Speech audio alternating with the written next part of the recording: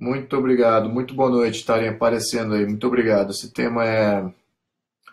Tenho evitado esse tema aí durante um tempo aí. Já está mais do que na hora de falar sobre ele.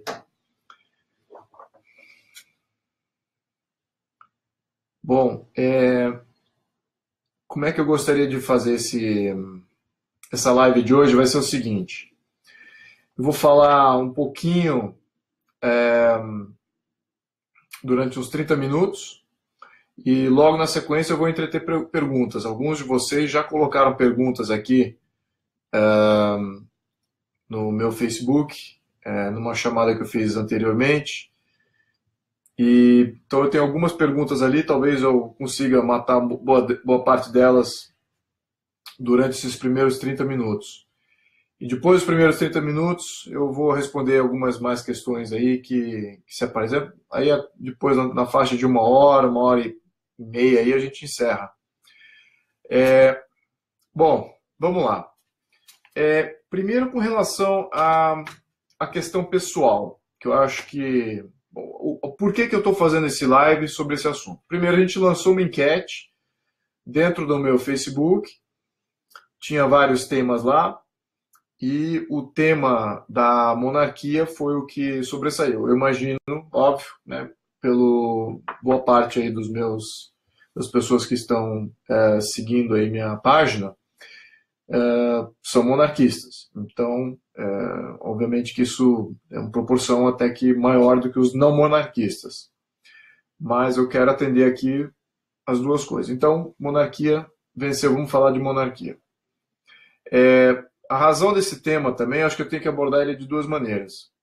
Primeiro, do ponto de vista pessoal, e segundo, a gente fala de onde eu acho que eu gosto de falar, que é a parte estrutural, né?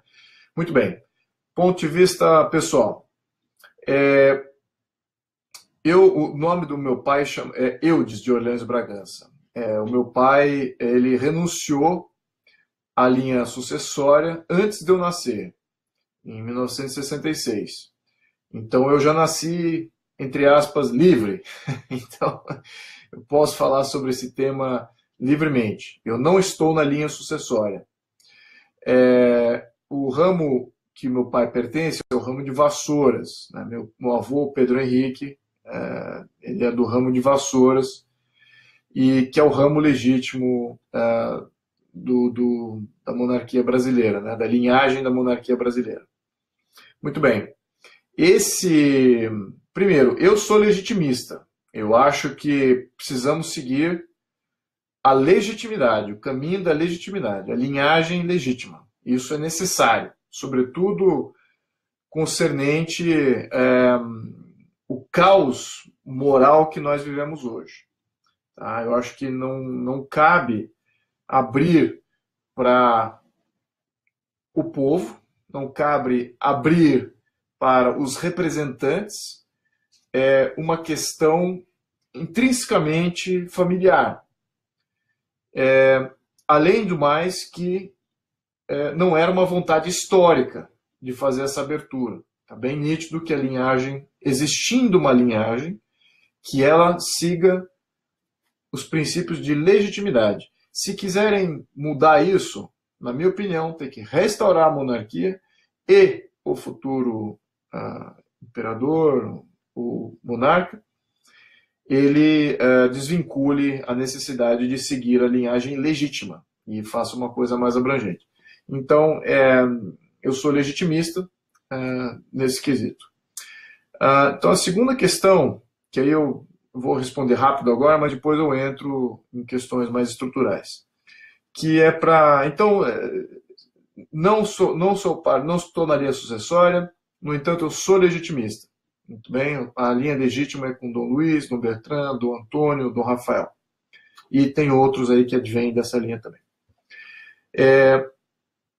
Com relação a se a monarquia funciona ou não, monarquia funciona. Qualquer pessoa que falar que monarquia não funciona está fazendo a desinformação. Ou ela não é informada, ou ela está propositalmente desinformando. Agora a gente entra nos senãos e porquês.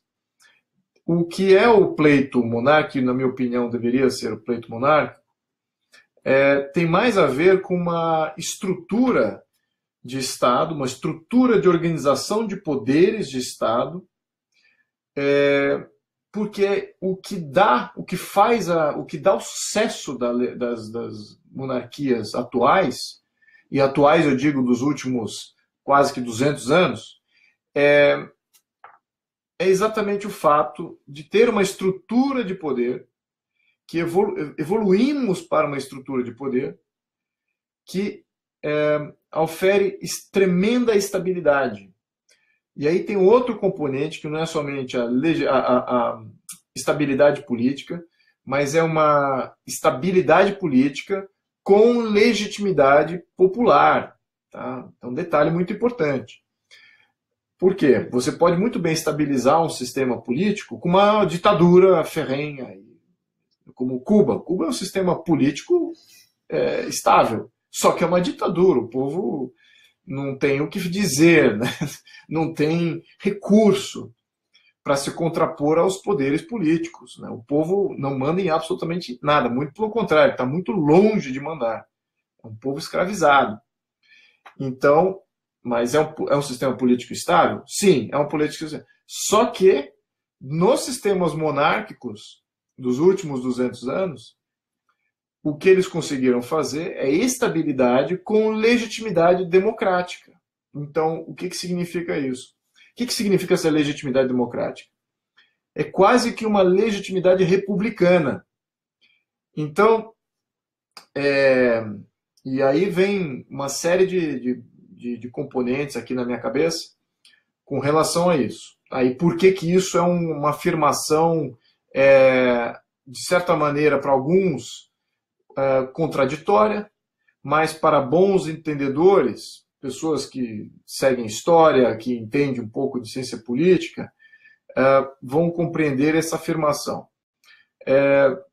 De onde vem isso? Né? Acho que já tem até comentários aí durante a monarquia brasileira do século passado, que diziam que nada mais republicano do que a monarquia brasileira.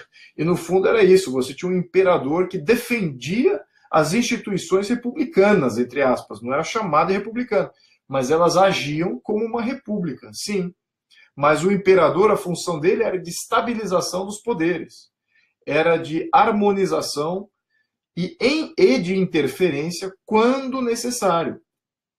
Então, entendendo que a função dele era essa, e que o Brasil nasceu com essa função, aí desbanca uma série de mitos. Primeiro mito é que não era uma ditadura, era um sistema de Estado de Direito. Né? Quem manda é o sistema, e tem os diferentes agentes. Alguns são validados por sistemas democráticos, através do voto, outros são validados por nomeação, e um poder era o poder moderador, era hereditário, era através de herança, né? Uma coisa que dava legitimidade. Então, existem também outras maneiras de legitimar um poder público. Isso no começo do século XIX. Tá? Hoje em dia, nós só aceitamos o voto. Né? É uma coisa... migramos para um sistema exclusivamente democrático. Isso é bom? Isso é ruim? Eu diria até que no ciclo histórico das coisas, isso ainda está sob júdice. Tá? No momento atual, nós aceitamos aí o voto como o melhor modelo para você legitimar poder. Tá? Eu também sou partidário desse viés. No entanto, eu abro aqui para uma possibilidade histórica, quem sabe daqui a uns 100 anos, ou menos, revisemos se há alguma outra maneira de legitimar poder público. Mas, enfim, entrei aqui numa tangente aqui, não queria perder o fio da meada. Então, vamos entender como é que uma monarquia atual, né, por que ela não é uma ditadura? E por que ela dá essa estabilidade? E por que isso é importante? Bom, vou começar com a última pergunta. A estabilidade. Só com a estabilidade você consegue atingir prosperidade. não há como você ter um sistema político instável, e aí podemos entrar sobre vários quesitos, o que gera instabilidade do Brasil, hoje em dia, mas não no século XIX. Quando você tem um sistema político instável, é muito difícil você acumular patrimônio. O teu patrimônio pode estar em risco à medida que muda governo, muda normas, diretrizes, não muda quem é que comanda a coisa pública. E isso é o extremo risco de você ter essas alterações de poder e mudanças bruscas de viés políticos e de oligarquias também que afetam o poder público, se está aberto ou não à influência de oligarquias ou não. Então, quando você tem um sistema instável, você não consegue oferir prosperidade, porque a prosperidade ela precisa de tempo, ela precisa de um longo período de estabilidade política para ela maturar, para ela gerar riqueza, para que faça realmente uma diferença em toda a camada da sociedade. Não é só os oligarcas concentrando dinheiro, não é isso. É você ter ascensão social das bases, né? Isso que é a transferência de riqueza. E isso precisa de muita estabilidade. Não adianta vir com um plano mirabolante, num planejamento central que a gente viveu durante o século XX todo e até o começo desse século XXI, desses planos sociais, esses planos nacionais, de tudo, né? Desde lazer até de planos econômicos. Tá totalmente errado essa maneira de desenvolvimento. Ele tem que ser natural, gradual e a partir da sociedade, não a partir do Estado, do governo. Essa que é a mudança que precisa acontecer no Brasil. Então, no início do século XIX, nós abraçamos esse modelo, um modelo de estabilidade política e laissez-faire econômico. Então, muitos liberais até se chocam quando me veem defendendo o liberalismo. E falo assim, eu que me choco de ver liberal achar que um conservador deve pensar de uma maneira diferente. E vice-versa, muitos conservadores também se chocam. Falam, poxa, você defende liberalismo? Que cara louco. Cara louco é você que não defende liberalismo. Porque isso também quer dizer que você defende o quê? Defende o quê? Despotismo de Estado? Então, vamos entender que no século XIX, o que nasce naquele momento foi um sistema econômico liberal, político também era liberal, porque limitava os poderes do imperador, ele limitava os poderes do Senado, o poder da Câmara Legislativa. Os poderes de todos os agentes políticos eram limitados. Isso que chama-se liberalismo político e liberalismo econômico. Tá? Na questão política é criar limites. E na questão econômica é você não intervir. Então esses eram os valores de base da criação do Estado brasileiro em 1824, na Constituição. Então, nada mais alinhado do que do que um conservador está alinhado com o liberalismo e vice-versa. Tá? Agora, claro que naquela época tinha os liberais que queriam mais descentralização, alguns mais conservadores queriam mais centralização. No final das contas, quem ganhou foi o pessoal que queria mais centralização de poder. Exatamente porque o Brasil não tinha ainda aquela cultura de Estados-membros independentes, autônomos, né, como era no caso dos Estados Unidos. O Brasil não tinha burocracia. Quem comandava as províncias era a igreja. O voto era paroquial. Você votava na paróquia, na igreja. A igreja que controlava natalidade, mortandade, ou seja, registro de quem morria, quem nascia, quem vivia naquela localidade. Então não existia uma burocracia de Estado. Não existia o Estado. Essa também é um mito, dizer que o Estado brasileiro, o Império. Não existia. Era 10% do PIB. Você financiava o Império Brasileiro. Então, e a tributação era majoritariamente da alfândega. Então tem muitos mitos aí que precisamos debelar, tá? Em todas essas questões aí. Mas eu quero voltar aqui à questão estrutura de Estado. Eu me perdi aqui um pouco nesse tema. A estrutura de Estado que foi implementada em 1824, ela, para a época, foi um grande avanço.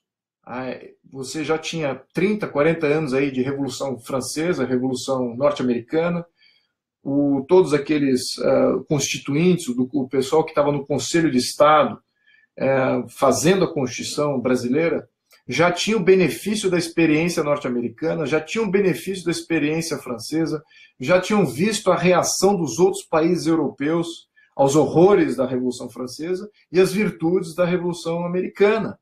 Então, eles já estavam, além disso, além desse conhecimento recente, eles estavam intrinsecamente vinculados à história greco-romana. É por isso que muito das coisas que eu coloco aqui no meu fanpage tem a ver com Grécia Antiga e tem a ver com Roma Antiga. Tem alguns até comentários falando, não tem referência nenhuma. Eu vou até permitir de excluir esse tipo de comentário dos meus... porque tem tudo a ver. Não entender o passado greco-romano do Ocidente é você virar a página na sua própria história. Tudo é uma consequência da cultura greco-romana, das experiências greco-romanas, dos 1000 anos de experiência acumulada naquele momento. E agora eu vou chegar na questão da estrutura de Estado. Por quê? Exatamente em 20 anos, um pouquinho mais de 20 anos antes de Cristo, a República Romana, que já tinha vindo de toda uma experiência da Grécia, tinha sido moldada com princípios da Grécia e experiências da Grécia, também teve uma evolução própria. A República Romana, que era um modelo fabuloso, tinham 2 cônsules eleitos todos os anos pelo Senado, esses 2 cônsules davam poder executivo, era de 2, então nenhum realmente controlava despoticamente a República Romana. Bom, esse modelo também faliu. A República Romana faliu completamente. Não sobrou nada da República Romana. Muito pelo contrário, 100 anos antes já estava em total derrocada. E estava em derrocada por quê? Eu sempre falo, por que a República Romana ruiu? É a mesma razão pelo qual o Império Romano depois ruiu. E é a mesma razão pelo qual o Brasil está ruindo agora. Excesso de concentração de poder político e econômico na mão ou do Estado ou de agentes econômicos, que é o que nós temos no Brasil hoje. Por isso que o nosso modelo está entrando em falência. Pode ver, historicamente, notem isso. Grandes falências de modelo têm a ver o quanto que o Estado, ou o quanto, tanto nos Estados comunistas, que houve durante o final do século passado, quanto outros ao longo da história, ou era o Estado concentrando todos os meios de produção, ou era grandes empresários, grandes oligarcas concentrando todos os meios de produção e o povo a berlinda, né, alijado desse processo de geração de riqueza. Então, quando você tem esses 2 componentes, seguramente haverá uma ruptura de sistema. Enfim. Então, Roma, a República Romana entra em decadência. Surge, então, um triunvirato militar, 3 ditadores militares dividiram o território da República Romana. Um deles surge vitorioso, chamava-se Otaviano. Otaviano era extremamente rico, extremamente poderoso. Ele era legítimo, porque ele era herdeiro de Júlio César, que tinha sido nomeado ditador. Só uma passagem aqui. No entanto, ele não queria ser ditador. Agora ele estava controlando toda a República Romana e ele não quis ser ditador. Ele não quis aceitar a ditadura. O Senado queria dar para Otaviano poderes ditatoriais, que era comum durante a República. Tá? Eu posso entrar nesse detalhe mais tarde. Então, o que acontece nesse momento é que Otaviano ele reestabelece a República, as virtudes da República Romana. Separação de poderes, um Senado representativo e ativo. Naquela época já existia plebeus e aristocratas juntos dentro do Senado. Ele revitalizou as tribunas, começou a fazer eleições, enfim, ele fez obras públicas com o próprio dinheiro. Então, Otaviano foi um grande propulsor das instituições republicanas. E o próprio Senado, então, queria reconhecer esse poder, essa autoridade de Otaviano. E o próprio Senado romano falou, bom, vamos colocar você, Otaviano, de ditador. Otaviano, não quero ser o ditador. Eu não quero isso.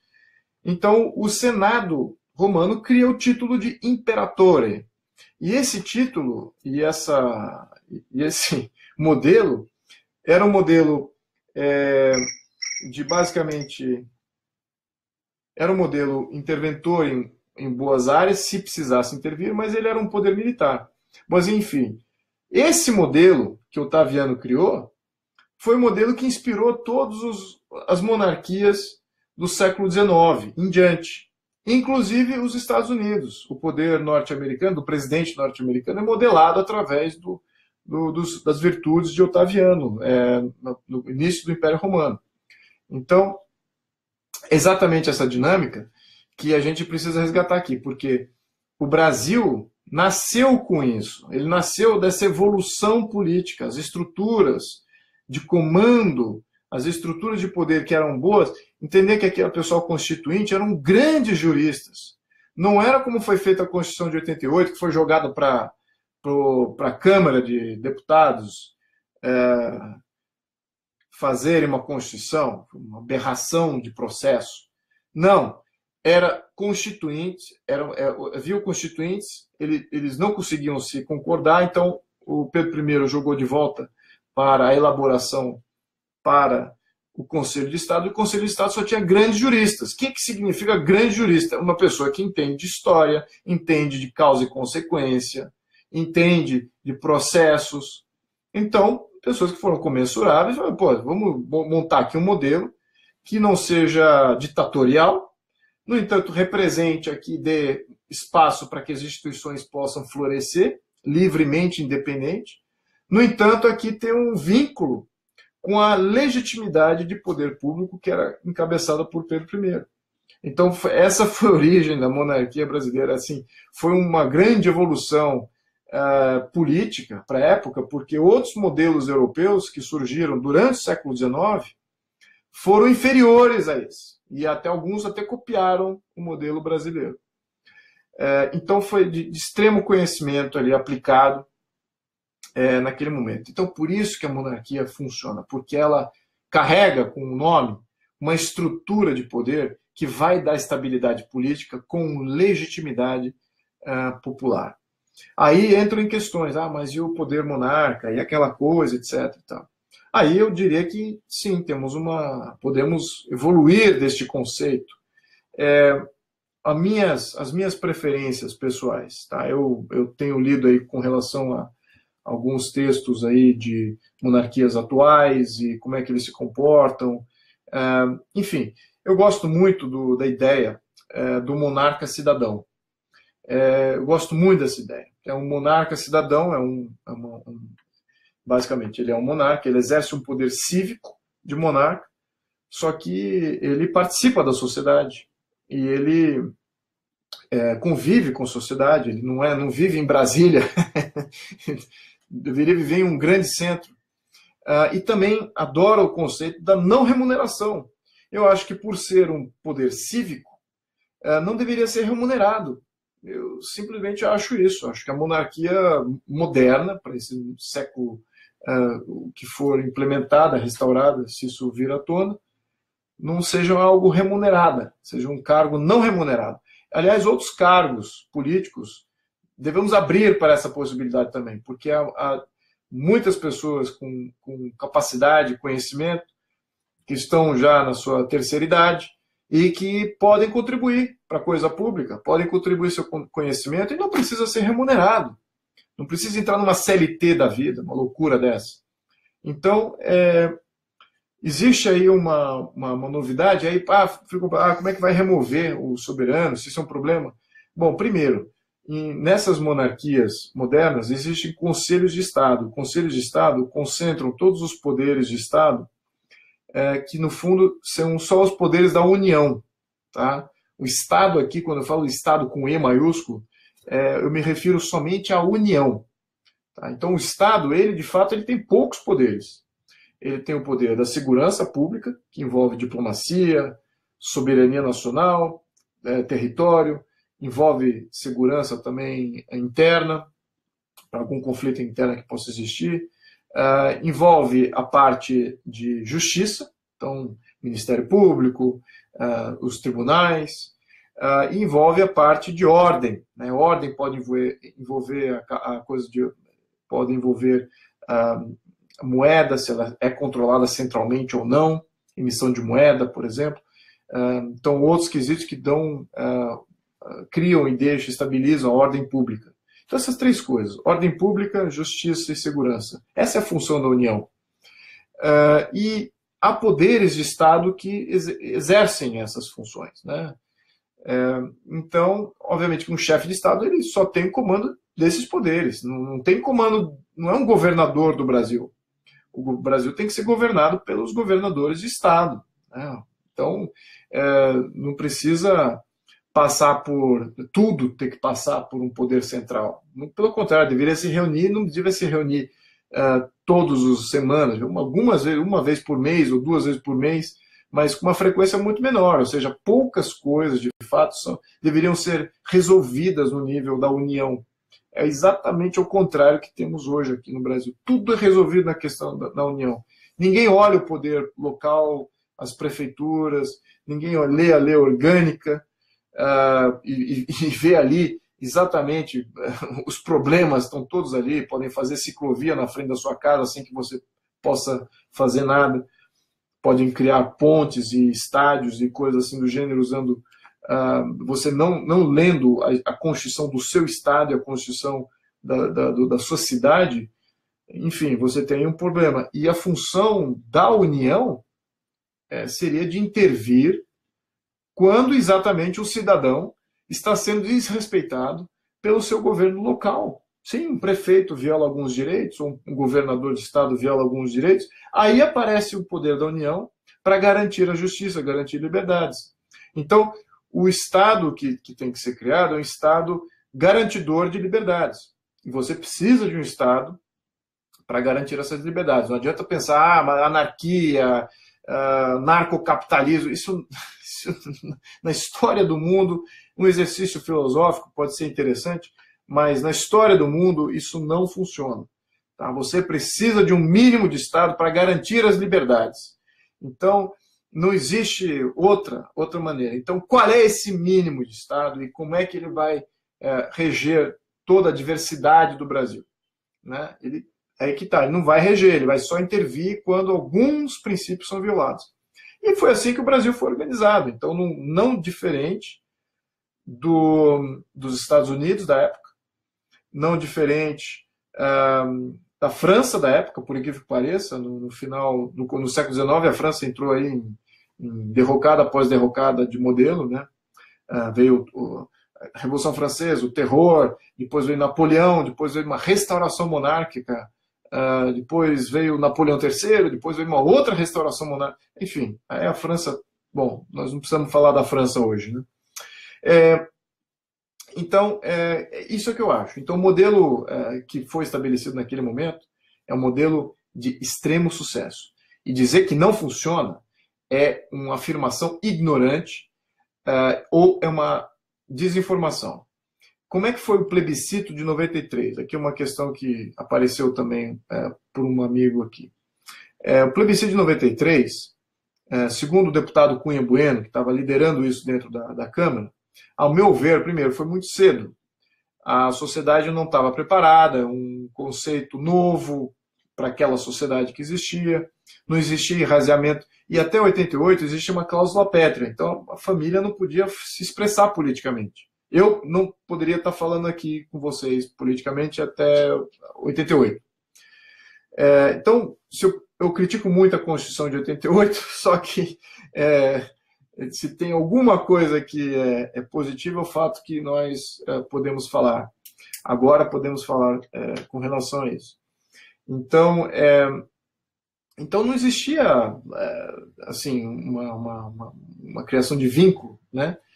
Independente disso, estabeleceu-se o plebiscito em 93, e como é que isso sucedeu? Aparentemente fomos muito bem, a parte, o pleito monárquico parlamentarista estava indo muito bem.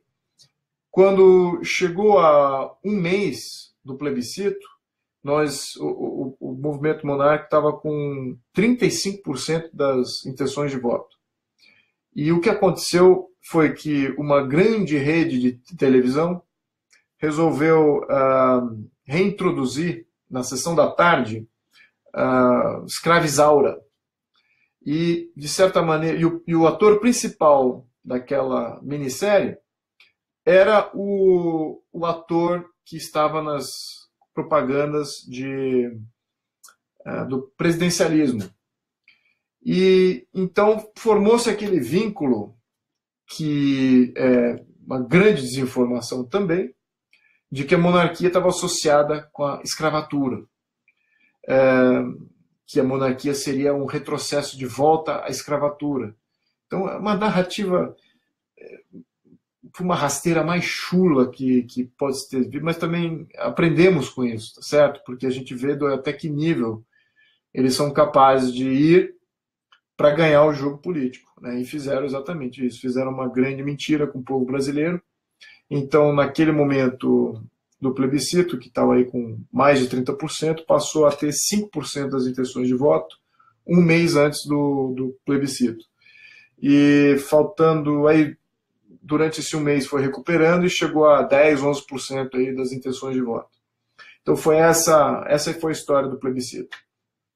Então foi uma rasteira, mas ao mesmo tempo foi bom, porque eu acho que não posso dizer que foi bom, considerando tudo que a gente sabe hoje, ou o que a gente viveu nos últimos 20 anos. Mas eu diria que aprendemos muito, com certeza. As gerações aí aprenderam bastante de como é que a profundidade de falta de tudo, falta de moralidade aí desses agentes políticos que hoje estão comandando o Brasil. Então, isso é uma grande pena. Por outro lado, nós hoje sabemos e corroboramos aí todas essas validações aí de quão ruim pode ser algum desses agentes. Então, eu acho que eu já respondi aqui boa parte das perguntas nessa pequena narrativa. Eu vou entreter algumas perguntas aqui. Eu vou ver aqui algumas que estavam já no meu Facebook. E vamos lá. Tem umas aqui que são bem interessantes. Eu gosto. Isso eu acho que é um dos grandes prazeres que eu tenho. É de estar com pessoas que sabem, porque para você ser monarquista, precisa ter um conhecimento mais aprofundado.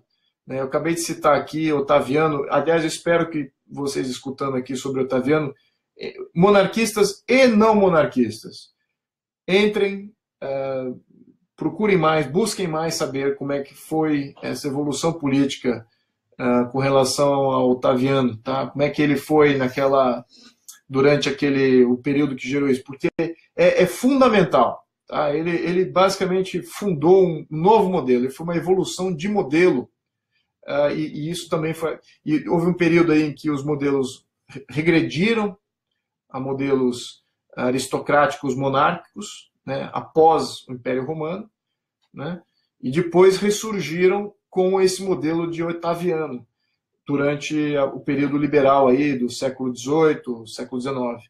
Muito importante estabelecer esse vínculo aí. Otaviano é fundamental nesse processo. Muito bem. Então, agora vamos entreter aqui algumas perguntas.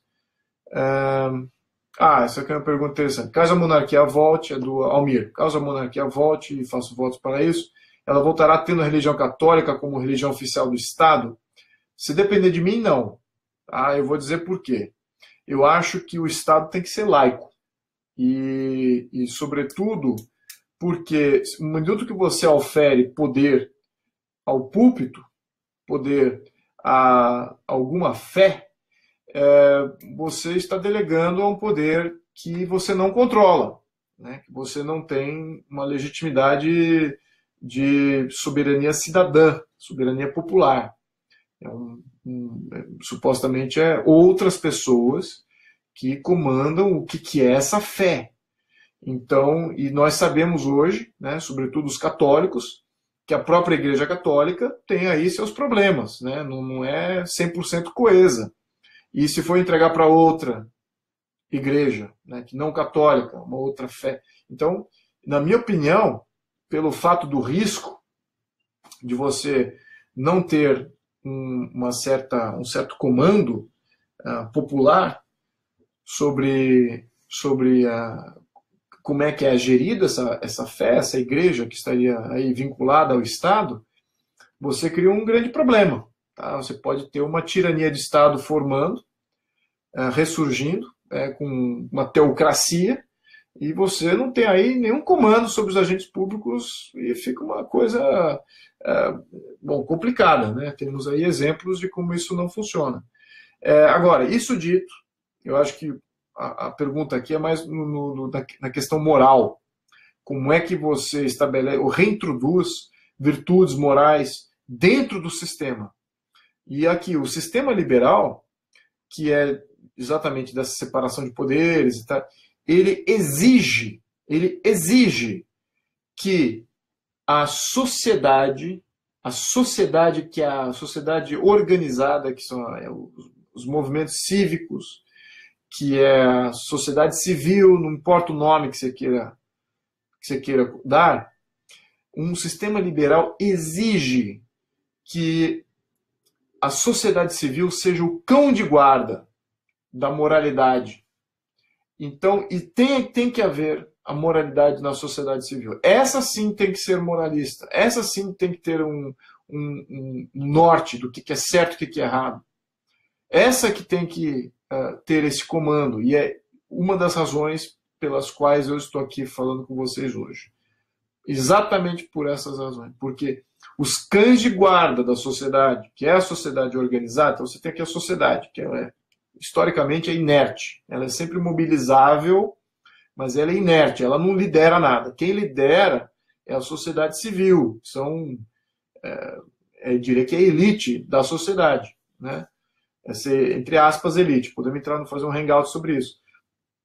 Mas essa elite seria os cães de guarda, defensores da sociedade, defensores da ideia de pátria, da ideia de nação, da ideia de Estado, da ideia de separação de poderes. Quem defende isso tudo é a sociedade organizada. Eu encontrei com muitos aí na minha peregrinação aí no Brasil. É fabuloso ver isso, e isso que dá muita esperança. Ao mesmo tempo, eu estou aqui falando com vocês para reconfirmar que a moralidade tem que estar na sociedade civil e não no Estado, exatamente por esses perigos aí.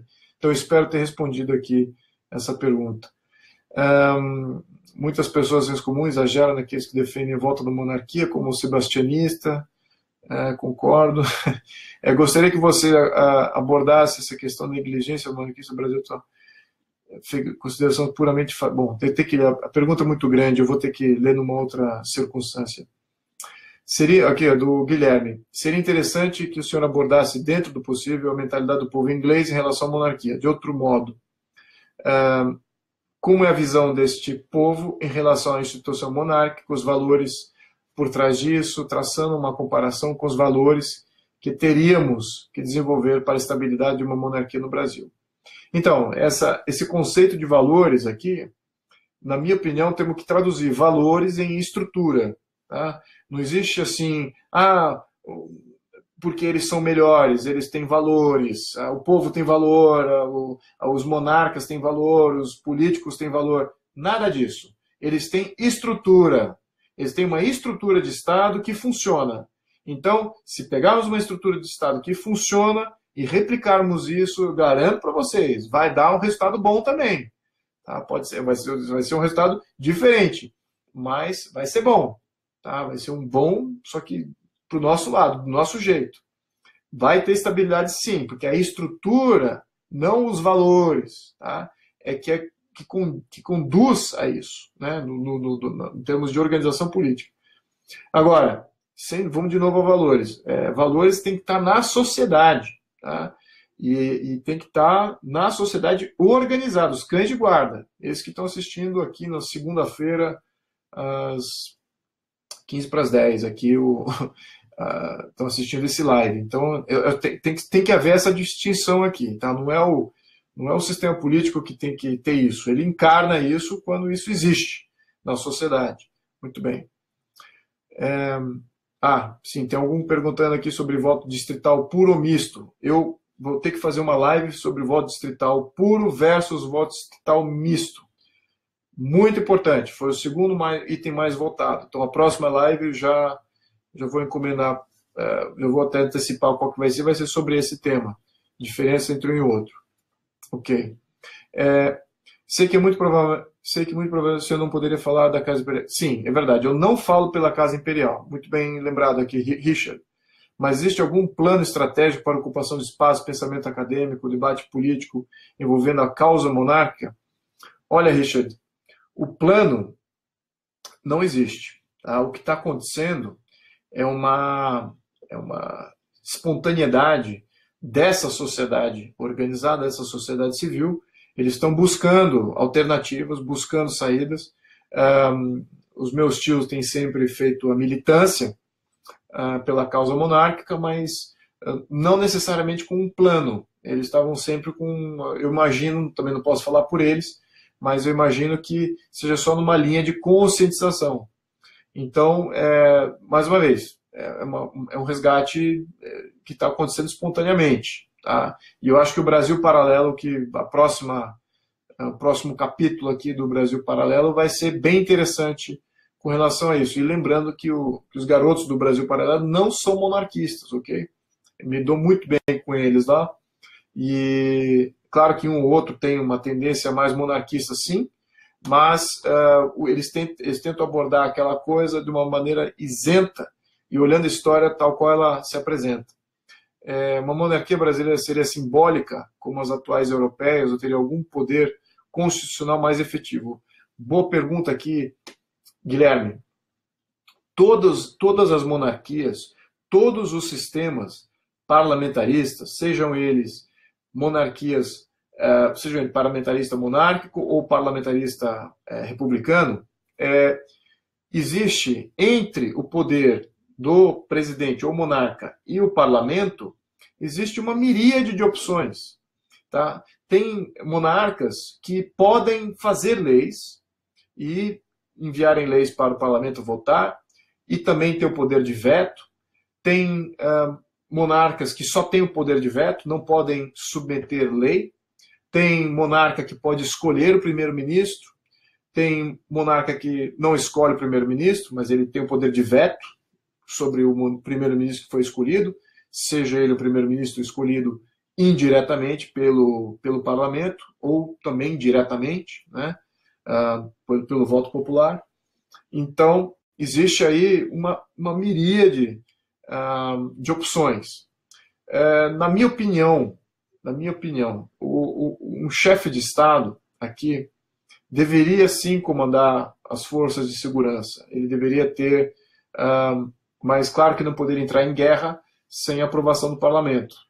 Mas ele deveria ser o chefe das forças de proteção do Brasil. Sempre foi essa a sua missão. E olhando de novo, Otaviano, né, era essa, foi isso que ele fundou. Ele era um protetor da soberania do Império de Roma. E só, ele não era governador, ele não governava a coisa pública das diferentes províncias, ele só intervia nas fronteiras e protegia as províncias. E isso foi o que foi o Brasil também, né, no século XIX. E outras monarquias são ainda isso. Então, eu diria que seria mais por esse lado. Claro que aí tem outras coisas, que seria a questão de ter comando aí, ou um poder junto com as forças de justiça e de ordem pública. Então, é por isso que precisa de um conselho de Estado. Então, um chefe de Estado, no fundo, ele é chefe de um conselho de Estado. E esse conselho de Estado, aí sim, aí você tem juristas, você pode ter até eleição para um conselho de Estado, que seria uma espécie de ministério aí do chefe de Estado, com umas regras iguais ou diferenciadas aí de um ministério do Poder Executivo do Parlamento. Mas ele é necessário, sim. Quanto mais poder um monarca tem, mais robusto tem que ser esse Conselho de Estado. porque ele vai estar assumindo mais responsabilidade. Então, a complexidade aumenta. Tá? Então, isso depende. Isso é uma coisa que vai depender, uma vez que se resolvam restaurar a monarquia, o Conselho de Estado vai variar em intensidade e em função baseado nos poderes que vão ser oferidos ao monarca. Isso é uma questão de debate, não posso dizer aqui o que seria o melhor. Claro que, considerando os riscos que nós temos hoje, eu diria que eu pecaria um pouco para mais do que para menos. Tá? Um pouquinho mais de poderes aí de chefia de Estado. E isso eu estou vendo até na Europa hoje. Eu estou vendo como as monarquias parlamentaristas têm, ao longo dos anos, todo o século XX, têm perdido poder, sistematicamente, tem ficado simbólica, né? Mas agora, com essa incursão desses grandes blocos de ONU, de China, de Rússia, de Oriente Médio, interferindo junto com a ONU e criando leis, interferências e fluxos migratórios, aí, colocando em xeque toda a questão de soberania nacional, soberania política, né? Não soberania, não a questão econômica, mas sim a política, isso gerou uma tremenda instabilidade. E os monarcas, talvez nos últimos 50 anos, desde a Segunda Guerra Mundial, nunca foram tão relevantes. E talvez vimos aí, acho que semana passada, o rei da Espanha numa manifestação antiterrorista. Isso inédito. E eu não posso dizer que eu conheço ele bem, mas eu conheço dele, né? Tenho primos que são em comum, e ele é uma pessoa para se levar a sério, tá? Nesse quesito. É uma pessoa de grande mérito, todos eles ali. Conheço alguns, são todos com grandes cidadãos, tá? A priori. Então aí pode haver alguma mudança aí na questão de como é que se equaciona esse poder aí de monarca versus parlamento. Deixa eu ver. Sei que não gostaria de tornar como... Sim, verdade. Gostaria de saber se... Você aqui a pergunta tem... tem 2 parágrafos aqui, eu vou pular essa, mas eu vou responder no Facebook depois. Se o monarca for mal intencionado, do Luiz Daniel aqui. Se o monarca for mal intencionado, tem como tirar ele? Como funciona e quando ele não agrada a nação? Excelente pergunta. Na minha opinião, precisa ter um referendo popular também com poderes de remoção do monarca. Ok? A priori, se você entender que a legitimidade toda, ou boa parte dela, venha também do povo e da intenção do povo popular, que podemos fazer um abaixo-assinado e fazer um plebiscito, um referendo, para ver se mantenha esse monarca no lugar ou não. Né? Acho que não cabe a isso também. Liechtenstein, por exemplo, ele tem um livro dele, o Príncipe Reinante de Liechtenstein. Basicamente, ele não é remunerado e é um referendo popular. Você pode tirar ele do cargo dele via referendo popular. Então, ele colocou o cargo dele à disposição, tal qual qualquer outro representante público. Então, ele exige da sociedade de Liechtenstein que entenda o que eles estão fazendo. Tá? A sociedade civil lá, claro, um país de 50 mil habitantes, um per capita altíssimo, $100 mil por ano. Então, todos ali são extremamente bem educados e muito conscientes da sua função cívica. Cada cidadão lá tem uma consciência muito alta do que é ser cidadão, e o que é exercer os seus poderes cívicos, né? Então, ele, com toda tranquilidade, ele colocou seu cargo à disposição. Eu seria favorável a isso também. Eu acho que tem que se ter legitimidade sempre, sempre, e seja ela por voto ou por outros caminhos. Por voto, na minha opinião, é a matadora, é o que mais prevalece. Como ficaria a segurança pública se o Brasil fosse uma monarquia? Bom, Bruno, como ficaria a segurança pública? A segurança pública seria o foco central da questão monárquica, porque a chefia de Estado e, sobretudo, a questão de soberania, que está sendo completamente destruída, tem forças não muito ocultas no nosso poder público que querem, de fato, destruir o conceito de nação-Estado. Não existe mais esse conceito de nação-Estado, é tudo uma terra de ninguém com fluxos migratórios em aberto. Isso vai gerar um problema de cidadania gravíssimo, porque alguns desses fluxos migratórios têm privilégios na nossa Constituição. Tem buracos que eles vão ter direitos que o cidadão brasileiro não tem, e vice-versa. Então, e fora que você também, quebrando o conceito de nação-Estado, você desvirtua o território nacional, e aí como é que fica a aplicação da lei? Como é que as forças de segurança, a Polícia Federal, como é que qualquer polícia vai agir com relação a esses não brasileiros que vão estar no mesmo território e vão ter direito a voto, tem direito a todos os...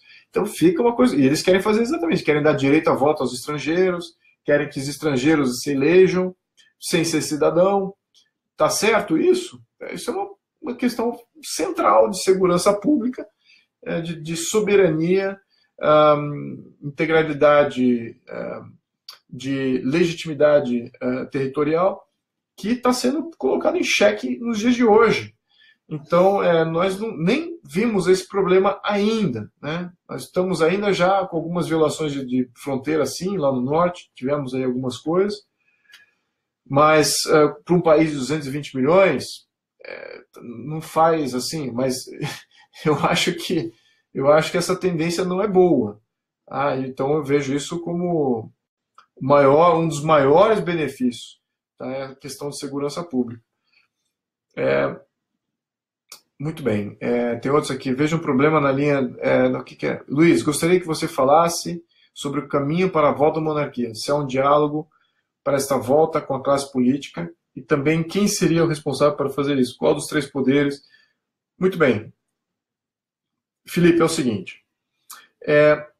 Com relação à conversa com o governo, o atual governo, de fato, não existe. Tá? Ele é um de jure, é um governo de jure, ou seja, ele existe só no papel.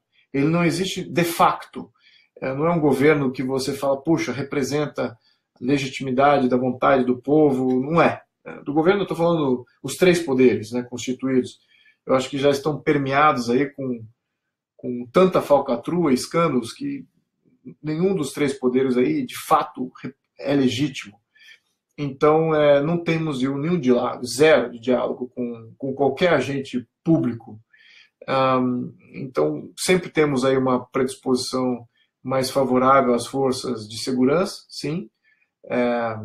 Esses acho que a gente tem aí uma grande interlocução, mas sem plano nenhum. Não existe plano, existe só... Isso sempre existiu também, não é uma coisa de hoje, é uma coisa que sempre houve.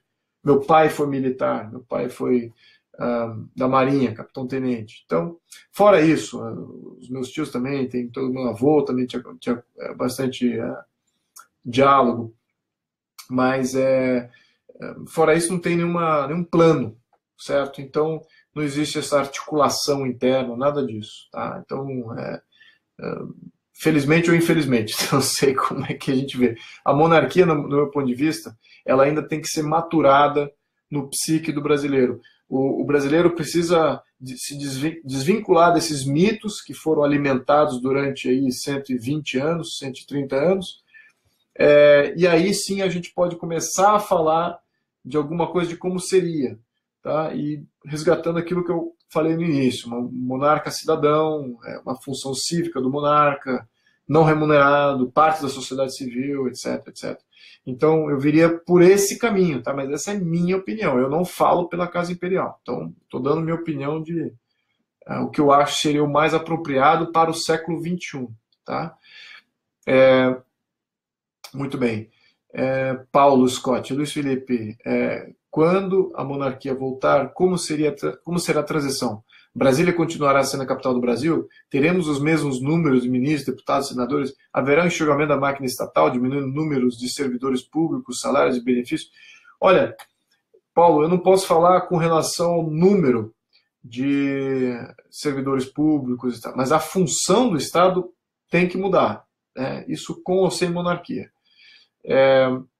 E a função do Estado é aquela que eu mencionei antes. O Estado agora, União, tá? Então seria segurança, justiça e ordem pública, tá?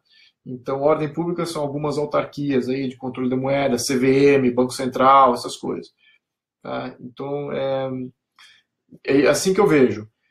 Tem que mudar isso, né? Eu adoraria que começasse a transferir competência, né? Porque hoje todas as competências estão no governo federal. Então, temos que ter essa transição de governo, de todo o poder no governo federal, transferência de competência para os governos de Estado. E aí, nos governos de Estado, se algum Estado decidir ter uma previdência obrigatória estatal, como está quebrando o Brasil hoje, aquele Estado que execute nisso, aquele Estado que mantenha um sistema previdenciário próprio e não a União, e quebre o país inteiro, aquele Estado que quebre sozinho. Né? Eu sou favorável a não ter nada obrigatório na mão do Estado. Então, nesse quesito, eu acho que isso, com ou sem monarquia, essa reestruturação espero que aconteça. A proposta monárquica sempre foi essa. Tá? Isso eu fico até espantado, porque eu era moleque, vamos pôr assim, tinha 20 e poucos anos, quando havia o referendo. Eu vi o Bertrand falando de como é que deveria ser a organização do Estado, e só agora que eu fui ver isso, eu vi que ele estava em linha com o que eu estava falando também. Eu não tinha tido esse diálogo com ele, mas eu vi que isso era comum, né? Essa descentralização de poder, a subsidiariedade. Isso é o natural de qualquer modelo de sucesso. Então, eu acho que, sim, por consequência, eu acho que Brasília, eu não veria assim, Brasília como uma capital política, talvez uma capital burocrática, para que ainda as forças de segurança, a justiça, as autarquias de ordem pública estivessem ainda em Brasília, sim. Agora, o poder político, necessariamente, quantas vezes politicamente, vamos ver, de 1988 até agora, a Constituição brasileira foi alterada 100 vezes, que é um número absurdo, né? Ou seja, a Constituição não vale muita coisa, pode ser alterada em qualquer momento, etc. De qualquer maneira, 100 vezes. Então, quantas vezes no ano, mesmo assim, nesses quase 30 anos, 100 vezes, quantas vezes ao ano, de fato, eles se juntaram para alterar a Constituição? Poucas vezes ao ano, certo? Então, por que ir para lá toda semana? Né? E por que um deputado estadual não pode fazer a dupla função? Ser também um deputado federal? Por que tem que ter os dois? O que faz o deputado estadual, então? Se o federal é que comanda todas as leis, o estadual tem zero de competência.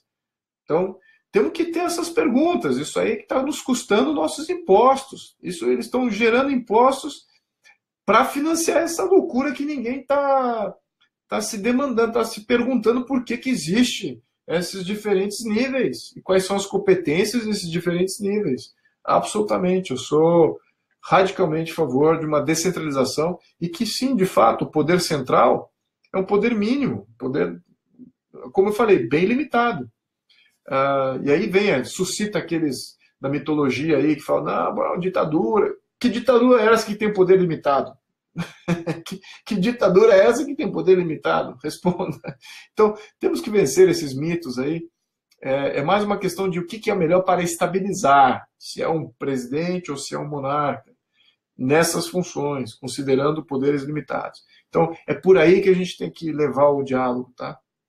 Mas a pergunta aqui eu não poderia dizer se vai haver uma diminuição. Espero que tenha. Eu acho que temos que ter uma economia pujante que absorva, que queira absorver essa mão de obra, porque a mão de obra de servidor público é qualificada, né?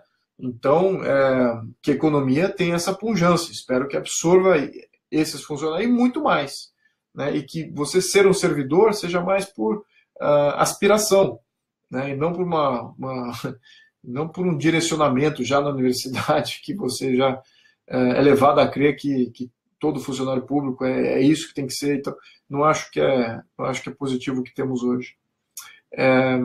Respondendo aqui, Dom Luiz Felipe, desculpa ter formulado a pergunta, por fora desse contexto, estou lendo sobre monarquia, a república foi um retrocesso e continua sendo do tipo de crime desse praticado do cidadão comum, política.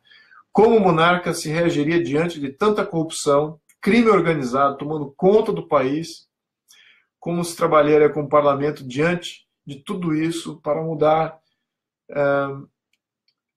rosas e flores, não dando resultado ao povo? Tá.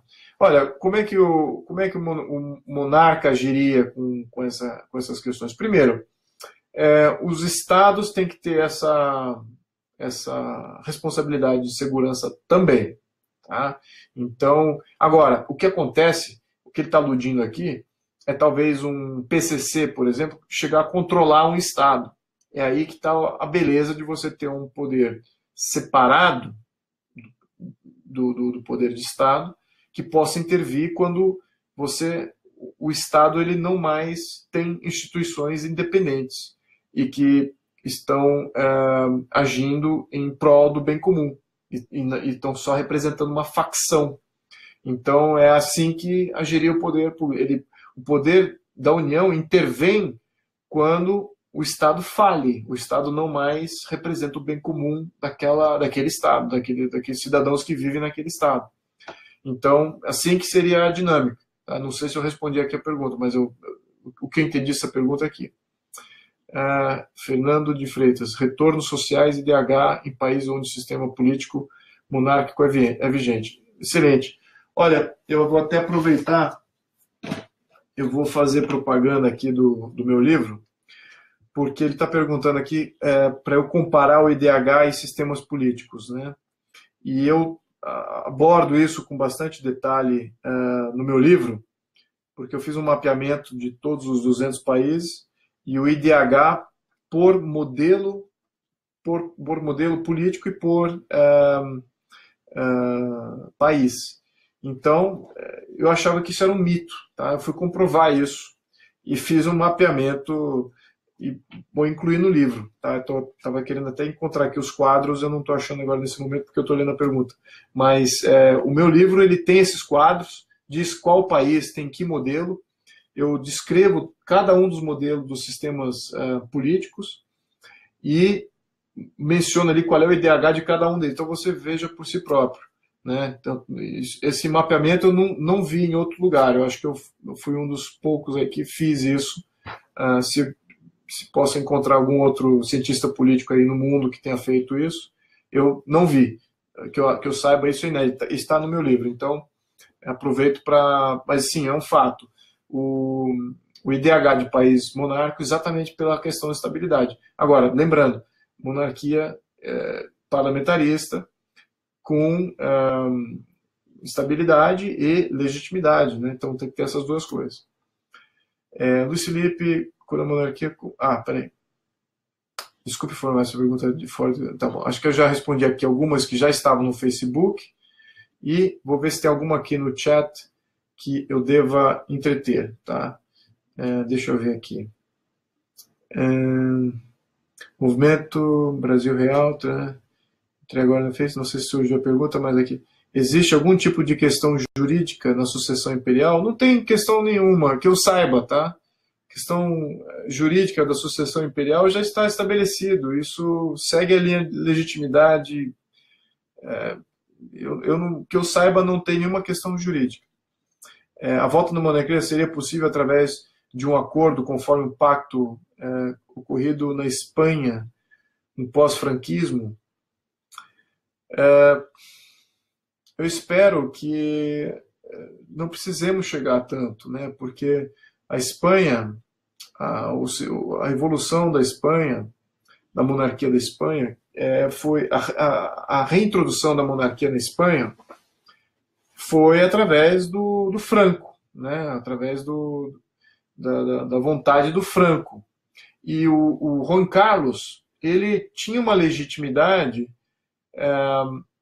militar, ele foi um comandante militar, ele tinha uma carreira militar.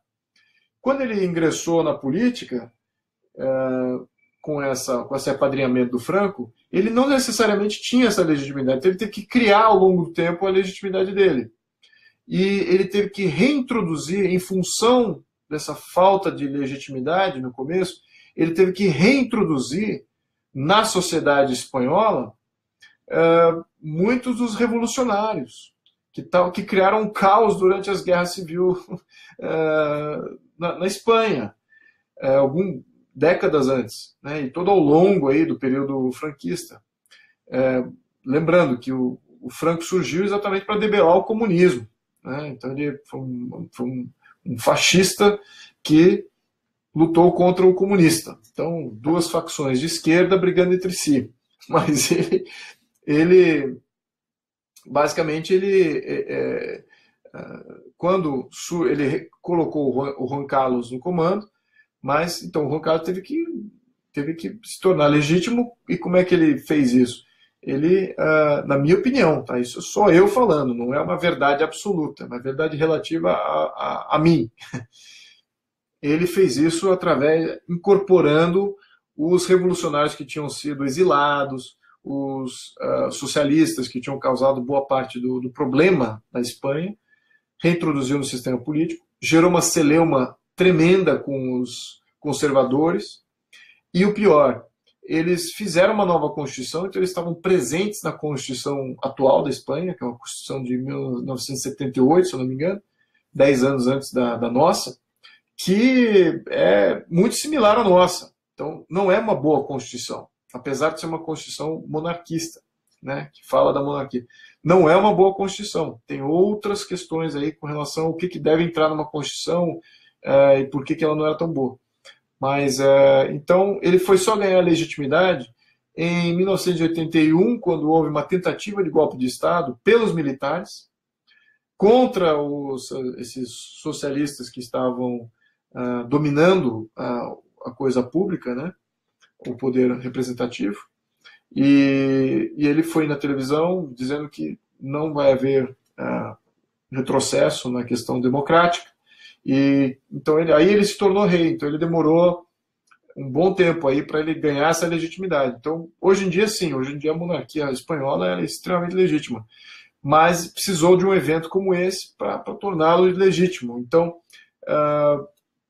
no caso Brasil, que fosse legítimo já por um pleito popular, né? E não precisasse ter uma história dessa, uma estabilidade toda dessa para relegitimizar o poder monárquico, né?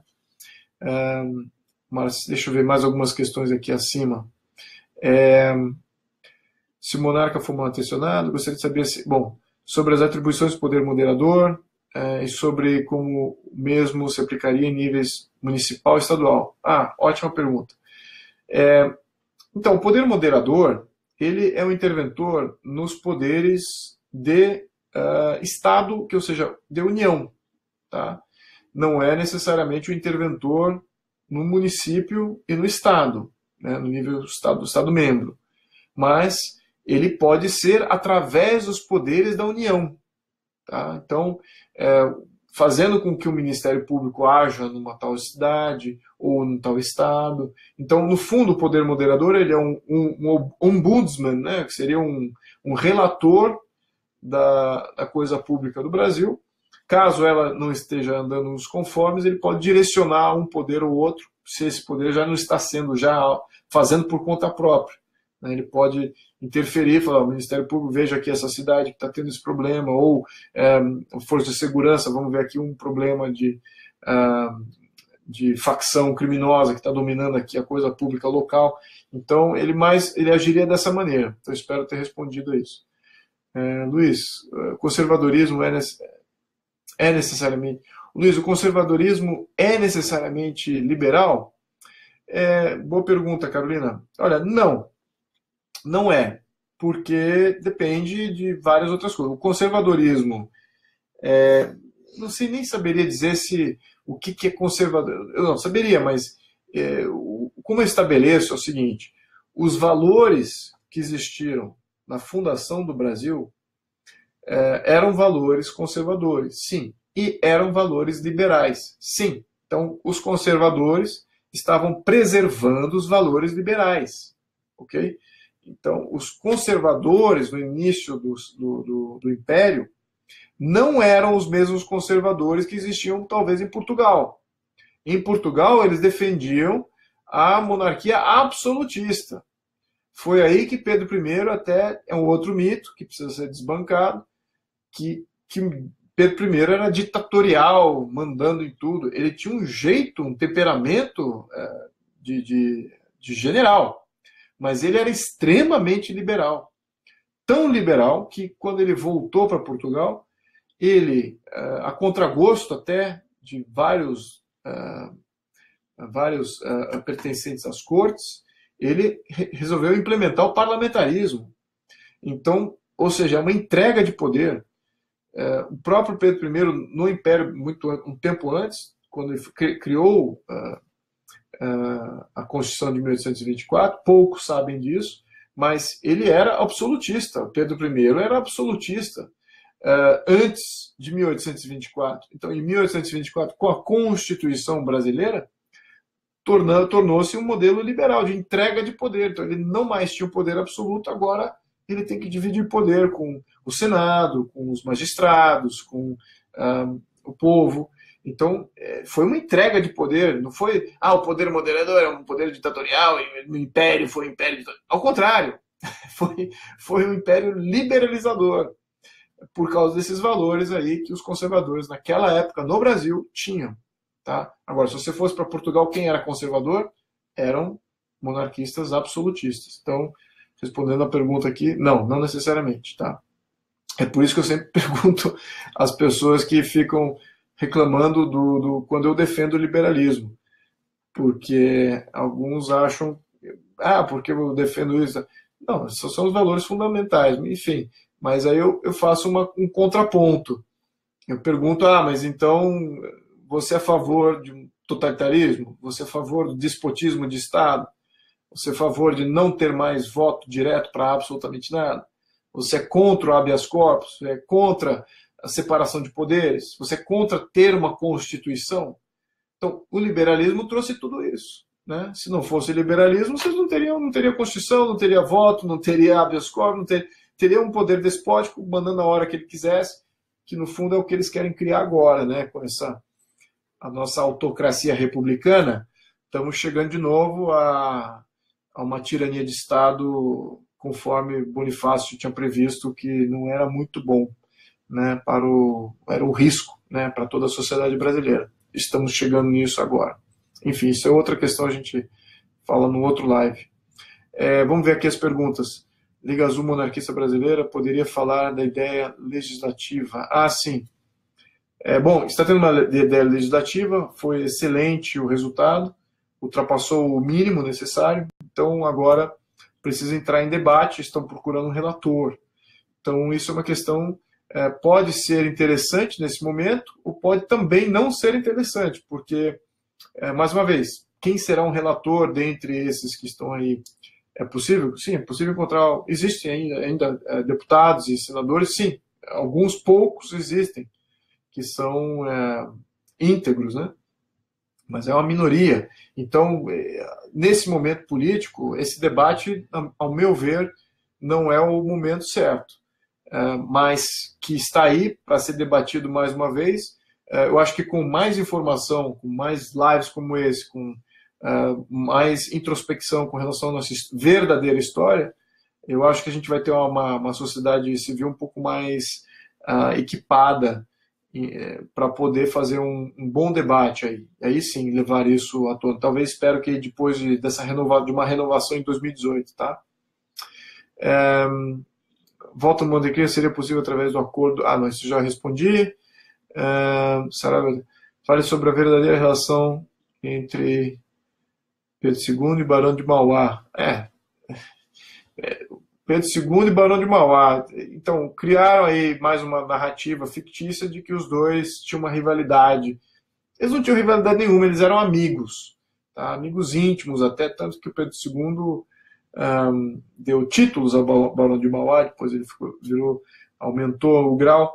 Então, aí a questão, o que então por que que era visto de uma maneira negativa? Não era pelo Pedro I, não era. Essa é uma dinâmica falaciosa, que o imperador era contra o empreendedorismo, é contra absolutamente nada, muito pelo contrário.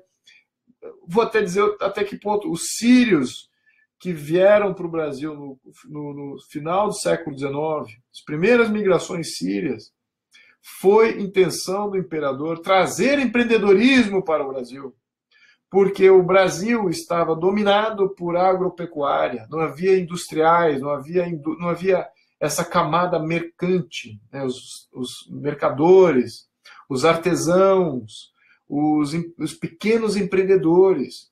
Então, Pedro I abre, ele quando viaja para a Síria, vê aquela maravilha que era aqueles mercados fervilhando de atividade, e fala, poxa, o Brasil precisa disso. Então, ele resolveu trazer-os naquela época. Essa que foi a relação do Pedro II com relação ao empreendedorismo, a iniciativa privada, a industriais. Agora, essa questão industrial versus agropecuária, se a gente volta no tempo, a dinâmica era totalmente outra. Naquele momento, século XIX, isso não era só Brasil, era no mundo. Quem estava no agronegócio, né? Vamos falar disso agora, agronegócio. Quem estava no agronegócio no século XIX detinha muita tradição de poder político e poder econômico. Estamos falando aí de milênios em que o agronegócio era o que dava riqueza, o que gerava riqueza. Mas agora, um novo fronte gerador de riqueza, que eram as indústrias, começaram a surgir. E isso gerou uma desestabilização política. E não foi só no Brasil, né? Então, todo o estamento burocrático e político, ele não recebia muito bem os industriais, né? Via eles como uma classe separada, né? E então isso, de fato, essa celeuma permeava toda a sociedade brasileira com poder. Então, não era só aqui no Brasil, na França teve problemas drásticos, e o ministro das Finanças do imperador, numa certa etapa, era contra os industriais. Então ele agia com preconceito, ele não achava que o Brasil deveria se industrializar. Mais tarde, na República, este tipo de mentalidade, aí os industriais foram completamente sufocados, né? No início da República Brasileira, assumiram os grandes oligarcas do agronegócio. E quem é que isso gerou exatamente aquele pêndulo, aquele efeito pendular, né? Como a República aí virou 100% oligarquia de agronegócio, quem é que perde? Os outros segmentos da economia, os industriais e alguns segmentos políticos, que nem os militares. E foi exatamente os industriais e os militares que ajudaram Getúlio Vargas a tomar o poder. Então, aí você cria esse pêndulo de troca de oligarquias que a gente vê todo esse século XX aí. Mas, enfim, isso é uma outra história. Então, aqui isso para responder a pergunta de por que do Pedro II, se ele era amigo ou não de Mauá. Mas veja como eu viajei aqui na resposta. Espero ter respondido essa pergunta. Eles eram extremamente amigos. Pedro II era muito voltado à ciência, à tecnologia, à inovação, à industrialização. E ao ferir ao império ou ao imperador qualquer coisa negativa com relação à industrialização, isso é raso, é muito raso. Tem que ver essa dinâmica social que existia no mundo inteiro, exatamente pela emergência dessa classe, dessa nova classe empreendedora que eram os industriais. Tá? Isso permeava todo o país livre do Ocidente. Muito bem. Pede que compartilhe. Por favor, compartilhe esse live. Só que já tem acho que já passamos aqui 1 hora, né? Muito bem. Marcos Cossolini, como conciliar o liberalismo político e as políticas sociais?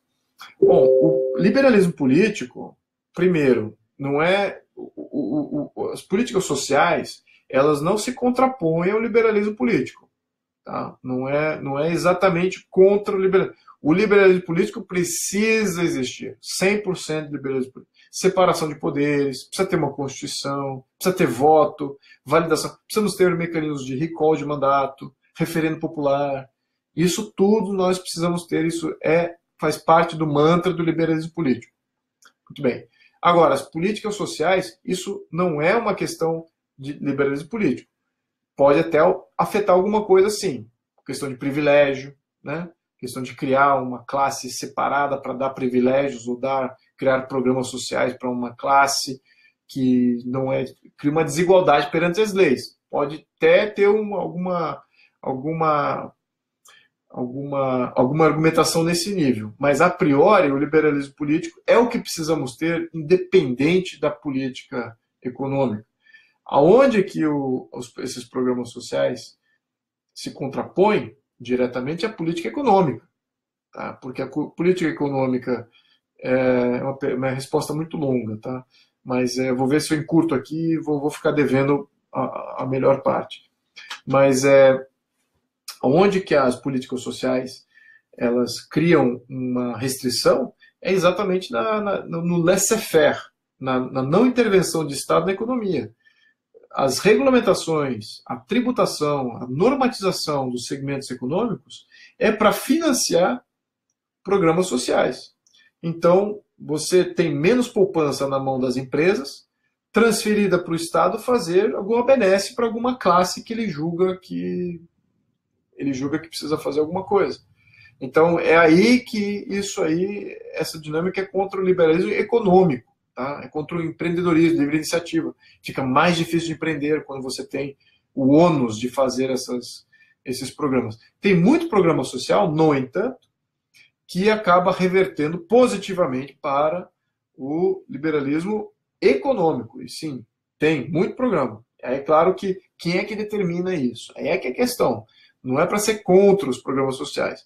É para quem que determina. Eu sou contra programas sociais determinados por um poder central em Brasília, porque eu tenho certeza que o poder central em Brasília vai determinar o programa social mais ineficiente, mais caro e que vai onerar tremendamente a iniciativa privada, descomensurável aos resultados que ele vai entregar. Agora, se é um programa social local, com as empresas locais, e o poder pode até envolver o poder público, que seja direto, que não precisa envolver o poder público, o município, tá? Mas digamos que envolva. Que envolva uma comunidade, um município, um distrito, esperamos que um distrito possa vir a ter poder até jurídico. Então, eu veria dessa maneira. Tá? O nosso problema é de centralização de decisão sobre tudo. Então, é descentralizando isso que a gente consegue chegar nessa normalização desses problemas, tá? E deixam de ser problemas. Muito bem. Astrid está falando, fale com toda sinceridade se em uma monarquia futura haveria respeito com os milhares de brasileiros LGBTs. Claro que sim, né, Astrid? Primeiro, todos são iguais perante a lei. Então, isso é um fundamento liberal. Não tem como você oferir aqui uma diferenciação. Claro que tem que ter um repúdio completo a qualquer tipo de preconceito. E na questão de descentralização, de organização de Estado, se você tem de fato uma subsidiariedade aplicada na coisa pública, você vai ter diversidade social sendo respeitada localmente. Né? E o poder central vai estar protegendo essa diversidade. A única função do poder central vai ser de proteger o que aquele distrito, comunidade ou município até decidiu para os seus cidadãos. E se aquele distrito, aquela comunidade for uma comunidade LGBT, o que acontece? Respeito, vai proteger exatamente essa comunidade. Então é por isso que em alguns países que tem o voto distrital puro, você tem essas migrações naturais para comunidades, para regiões, onde eles conseguem formar uma maioria e conseguem, de certa maneira, comandar a sua própria proteção. Isso dá estabilidade, não é que cria instabilidade, ele dá estabilidade para o poder. O que cria instabilidade política? Que aí, vamos falar com os conservadores aqui que ficam mais preocupados com essas questões, assim, LGBT, etc. O que cria instabilidade política É quando você bota todo mundo no mesmo balde e fala assim, agora vocês acham a equação melhor para vocês. Não, você tem que criar vários baldes. Você tem que separar as pessoas em diferentes, criar o Shangri-La de cada comunidade. Por que, que não isso é possível? O Brasil já é diversificado, já tem uma diversidade tremenda e que não é respeitada na organização de Estado centralizado. Tudo tem que ser decidido pelos parlamentares. É impossível de você ter vontades conflitantes nesse nível moral no nível federal. É impossível. Isso é equação, já passei por ela milhares de vezes na cabeça. Não existe legislação certeira no nível centralizado que vai satisfazer a todos. Vai ser sempre algo médio que vai ser medíocre para todos. Então, é necessário, sim, que seja um voto distrital, que haja distritalização no Brasil e fragmentação dessas decisões, porque esse princípio da subsidiariedade é que dá a separação e a capacidade de cada comunidade obter a sua plenitude e exercer em liberdade as suas vontades, as suas escolhas. É isso. Tá? O modelo liberal é isso. Tá? E aí a questão de moralidade, etc., a gente pode discutir num outro hangout, tá? Porque aí é algumas horas aqui de debate. Mas eu vou me ater aqui. Então, sem dúvida, é o melhor sistema para que isso seja representado. Não é necessariamente o único, claro, uma república parlamentarista que seja distrital, que obedeça o voto distrital puro, isso também vai acontecer. Agora, vejamos o que eles já estão propondo. Não querem pôr o distrital puro, nem discutem o distrital puro. Eles falam só do misto. Isso é um problema e eu vou entrar com relação a isso no próximo live.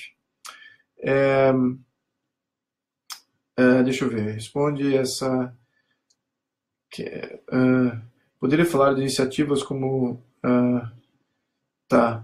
Deixa eu ver como é para Portugal. Probabilidades da monarquia para Portugal e o que fazer para a restauração lusa. Olha, é interessante. Eu não tenho acompanhado a questão monarquia Portugal, mas o Dom Duarte, ele tem uma popularidade, ele tem uma legitimidade popular tão forte que ele nem precisa ser reconhecido como tal juridicamente. Ele já exerce um poder moderador. Ele, sem nem ter isso organizado constitucionalmente, porque ele já se comprovou como um grande patriota, ele respeita e é extremamente vinculado aos valores lusitanos, é uma pessoa de uma cultura ímpar, poucos são tão cultos quanto ele aí que eu conheço.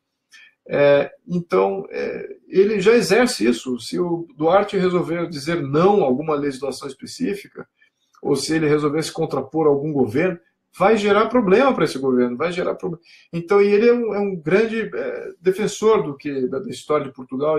Então, ele quase que nem precisa. Se algum governo tiver aí a grande virtude de reconhecer isso e de organizar isso, fazer um referendo, eu acho que tem que ser referendado, sim. Não adianta um governo eleger ou colocar o Duarte como um chefe de Estado. Eu acho que ele teria que ser referendado, mas um governo pode propiciar esse referendo. Né? Um governo amigo pode propiciar isso. Então, eu acho que ele precisa querer, né? E fazer essa pressão, porque eu acho que a pressão, a vontade... Existe um movimento bem maior lá em Portugal, existe uma tradição já bem mais estabelecida, né, da sociedade que apoia, então é uma questão de referendar isso. Eu espero que não tenha o mesmo tipo de desinformação na mídia portuguesa como tem aqui, né, como eu falei aqui do nosso plebiscito de 93. Bom, muito bem. Bom, vai ter um bandeiraço imperial durante a independência, né, durante o 7 de setembro. Então, tem uma mensagem aqui para eu lembrar isso. Deixa eu ver se tem mais alguma pergunta aqui. Eu já passando aqui um pouquinho do tempo, já estamos batendo aqui um pouquinho mais de 1 hora. Eu espero ter respondido tudo aqui, tá, pessoal? Claro que a profundidade aqui esse tempo de live é muito curto, na minha opinião, mas eu acho que eu perco aí boa parte das pessoas que estariam interessadas no assunto se eu ficasse aqui umas 3, 4 horas falando. Muito bem. Bom, eu vou fazer o seguinte, eu vou encerrar esse assunto por agora e eu vou responder no Facebook, qualquer coisa que vocês me mandem, ou nos comentários dessa live, ou no inbox. Então, eu espero ter respondido aqui boa parte do que era necessário, e eu agradeço bastante o apoio e também a audiência dos monarquistas e não monarquistas, porque os dois, ao menos aqueles que me seguem aqui, eu julgo que eu não tenho acho que vocês todos notaram, eu acho que o meu linguajar é um pouco mais rebuscado, eu tento colocar aqui coisas um pouco mais didáticas, então não diria que isso é extremamente popular, mas é o que é necessário para que a gente crie esses defensores do Brasil. Tá? Uma pessoa faz uma diferença, mas precisamos aí de milhares de pessoas fazendo a diferença, e vocês são essas pessoas. Já se apresentando aqui já é um indício de que vocês têm isso dentro de vocês. Então, é isso que eu diria que é a minha missão, de conscientizar essa sociedade que vai defender o Brasil contra a tirania de Estado. E sempre lembrando aqui o que José Bonifácio dizia, que o brasileiro seria o novo ateniense se não caísse na tirania de Estado. Caímos na tirania de Estado. E agora é com vocês. Vocês é que têm que resgatar o Brasil sair desse lamaçal autocrático ao qual nós nos enfiamos. De qualquer maneira, eu acho que isso vai acontecer. Já está acontecendo. Já temos aí o poder de negar, ele não diretamente, como eu gostaria de ver acontecer, institucionalmente, o poder de veto popular e de muitas coisas que o poder público faz. Eu acho que esse é o caminho para a desregulamentação do Brasil também, e limitação de criação de impostos e criação dessas autarquias lá em Brasília. E eu acho que isso está acontecendo, já está germinando aqui uma grande mudança de Brasil, e vamos participar disso. Acho que vai ser bem divertido. Tem algum sofrimento envolvido, sim, não é da noite para o dia, mas vamos conseguir, sim. Então, agradeço aí a audiência de todos, continuo aqui no Facebook, depois a gente responde aí a cada uma das perguntas. Tá? Muito obrigado e agradeço mais uma vez, muito boa noite. A próximo Hangout vamos falar de voto distrital misto versus voto distrital puro. Então, muito boa noite. Obrigado aí por estar aqui comigo hoje. Até já.